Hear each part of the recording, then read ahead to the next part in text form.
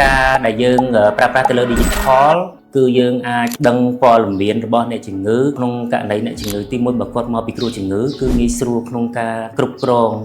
អ្នកជំងឺដែលក៏មិនចាំបាច់កាន់កណ្ដាស់ញ៉ៃច្រើនទេគឺគាត់អាចទៅបើកថ្នាំបានហើយអ្នកជំងឺគាត់មកពីគ្រូជំងឺគឺមានលេខរៀងស្រាប់ងាយស្រួលមិនចាំបាច់ឲ្យអ្នកជំងឺថាគាត់អាចកាន់លេខរៀងរបស់គាត់មួយណាទេជំរាបសួរខ្ញុំបាទឈ្មោះ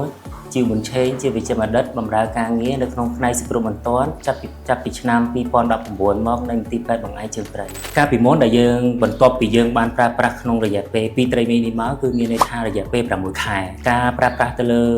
digital នេះគឺមានការងាយស្រួលគឺអាចមានទំនាក់ទំនងទី1យើងនិយាយពីការទំនាក់ទំនងពីខាងផ្នែកកុងស៊ុលមកខាងផ្នែកសម្រាប់ពេទ្យគឺអាចបញ្ជូនបានព័ត៌មានលឿនទី2ទំនាក់ទំនងប្រវត្តិរបស់អ្នកជំងឺគឺងាយស្រួលក្នុងការស្រាវជ្រាវរោគយើងអាចចុចទៅលេខកូដរបស់អ្នកជំងឺដែលគាត់ធ្លាប់មកសម្រាប់ពេទ្យឬក៏មកពីគ្រូជំងឺក៏យើងអាចដឹងពីព័ត៌មានរបស់គាត់មិនចាំបាច់ទៅស្រាវជ្រាវរោគឯកសារដែលយើងសរសេរដៃពីមុនមកទេហើយបើយើងសរសេរដៃគឺបានន័យថាគឺជាងការវាអាចបាត់ឬមួយក៏អាចខូចអញ្ចឹងនៅក្នុងទំនាក់ទំនងហើយការដែលយើងប្រើប្រាស់ទៅលើ digital គឺយើងអាចដឹងព័ត៌មានរបស់អ្នកជំងឺក្នុងករណីអ្នកជំងឺទី1បើគាត់មកពីគ្រូជំងឺគឺងាយស្រួលក្នុងការគ្រប់គ្រង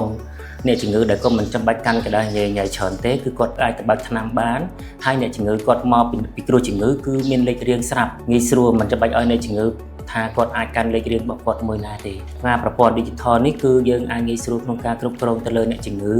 ចំនួនសម្រាប់ពេទ្យគ្រប់គ្រងទៅលើឱសថហើយនិងគ្រប់គ្រងទៅលើឯកសាររបស់អ្នកជំងឺ